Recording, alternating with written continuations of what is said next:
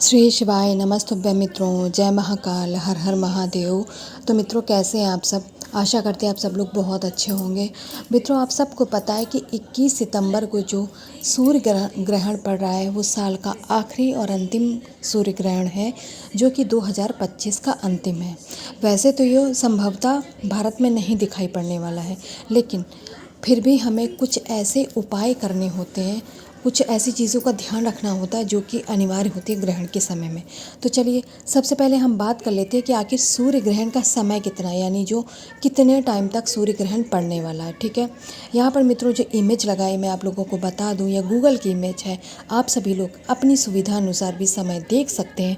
मैं कुछ इम्पॉर्टेंट बात ही यहाँ पे बताऊंगी, बाकी सूर्य ग्रहण में क्या करना होता है, क्या सावधानियाँ बरतनी होती है, संभवतः आप सभी लोग जानते ही होंगे। ठीक है, देखिए यहाँ पर लिखा हुआ है कि 21 सितंबर की रात साल का आखिरी सूर्य ग्रहण लगने वाला है, जो कि मैंने आप लोगों को पहले ही बता दिया है।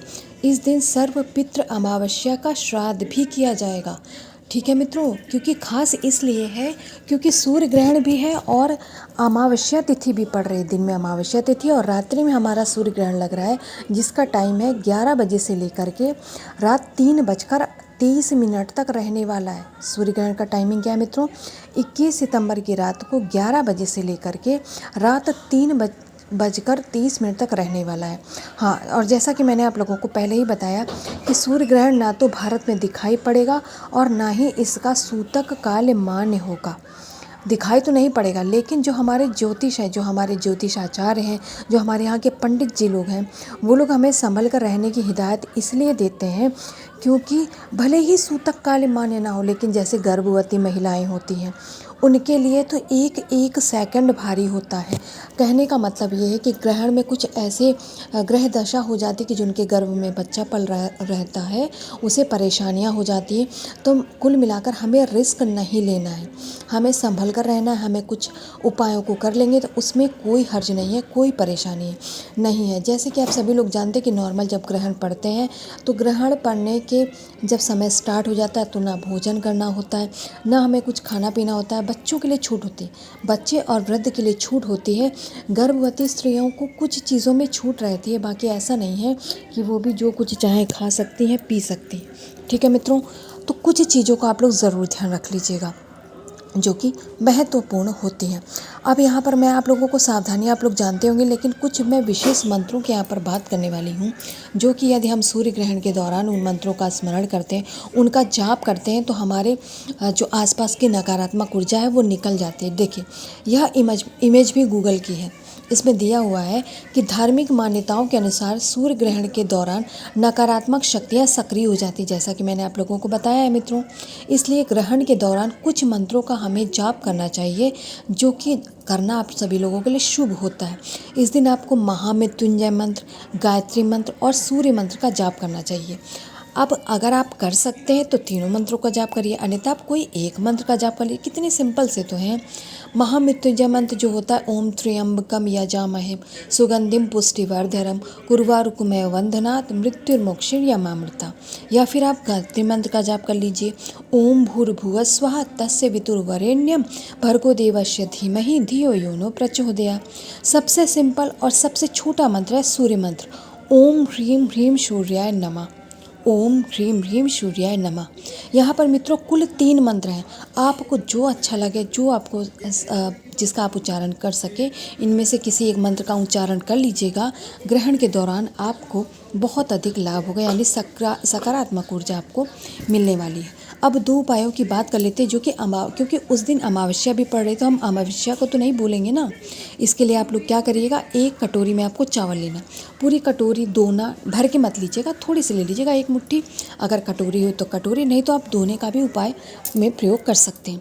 ठीक है, किसी चीज़ में आप लोग चावल के, अक्षत चावल के दाने रखिएगा 1 मुट्ठी। 1 मुट्ठी चावल के दाने रखने के बाद में आपको लेनी है 1 बेल पत्र। ठीक है, बेल पत्र कहीं से कटी फकी और खंडित नहीं होनी चाहिए, जैसा कि आप सभी लोग जानते हैं। उस बेल पत्र को इसी कटोरी के ऊपर रख लीजिएगा। इसके बाद में हमें 1 फूल वाली लौंग लेनी। क्या करेंगे, फूल वाली 1 लौंग लेंगे।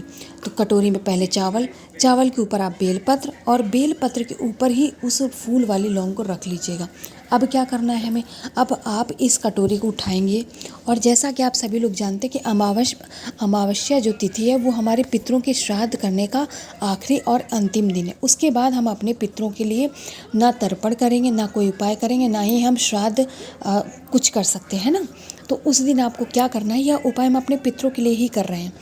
आपको क्या करना है, आपके घर में मटका, पिरिंडा, पानी पीने का जो वाटर कूलर होता है, टंकी में लोग पानी रख लेते हैं, कुछ भी, या आरओ, जो कि आपको आजकल कॉमन है, अत्यधिक घरों में आप लोगों को आरओ ही दिखेगा। आप अपने घर में जहाँ पर आपके पीने का स्थान हो वहाँ पे चले जाइएगा। पितृ देवता आर्यमन का स्मरण करके, आपको ध्यान करके इस कटोरी को सुबह, ठीक है, सुबह आप इस कटोरी को तैयार करके ऐसी जगह पे रख दीजिएगा कि यदि आपके घर में बच्चे हैं तो बच्चे उस कटोरी को छुए नहीं, छेड़े नहीं, ठीक है, आपको रख देना है।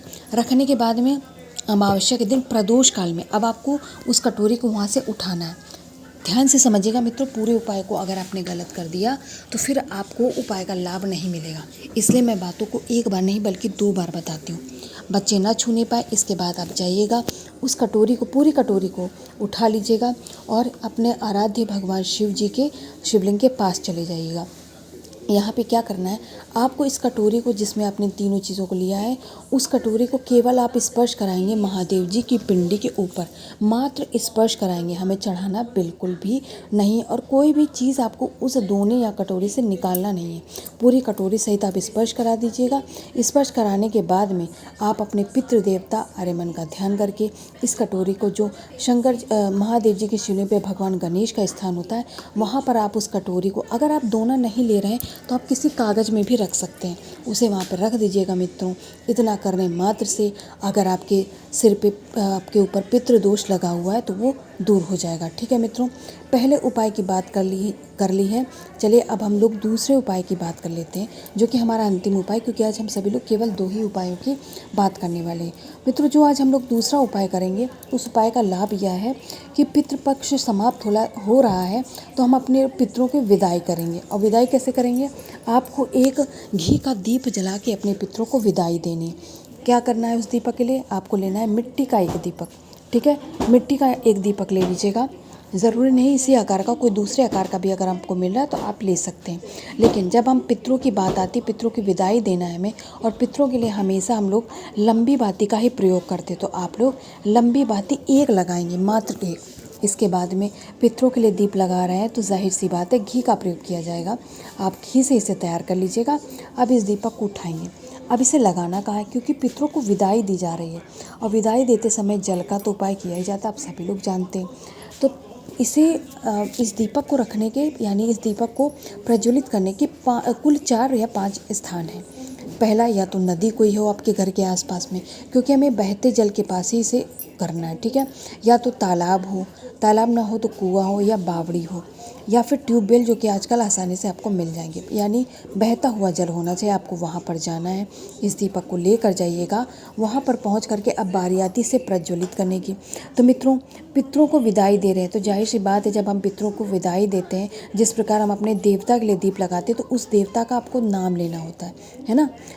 धार्मिक जो हमारे ग्रंथ उसमें है, हमारे धर्म में एक नहीं अनेकों देवता हैं, उसी प्रकार से पितृ भी हमारे देवता ही हैं। तो यहाँ पर आप अपने पितृ देवता आर्यमन, कुछ लोग आर्यमा भी कहते हैं, आप आर्यमन या आर्यमा जो भी आप कहते हो, उनका स्मरण करके इस दीपक को प्रज्वलित कर दीजिएगा। और ध्यान रखिएगा, जब पितरों को हम लोग दीप लगाते हैं पितरों के लिए, तो हमेशा दीपक का जो बाती का मुख होता है वो दक्षिण दिशा में होना चाहिए। इस तरीके से आप दीप को प्रज्वलित कर दीजिएगा और हाथ जोड़ करके अपने पितरों को विदाई दीजिएगा। उनसे कहिएगा कि जाने अनजाने आपसे जो भी गलती हो गई हो, कोई आपसे वो रोस्ट है तो प्रसन्न हो जाए, आपको अपना आशीर्वाद प्रदान करे और अगले वर्ष आप फिर अपने पितरों के आगमन के लिए उन्हें न्योता देंगे।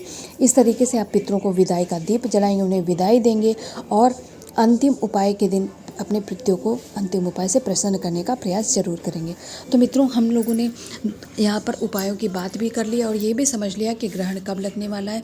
साथ ही में अपने पितरों के विदाई का भी दीप कैसे जलाना है सब कुछ समझ लिया है। तो इसे ज़रूर जलाइएगा मित्रों। श्री शिवाय नमस्तुभ्यम।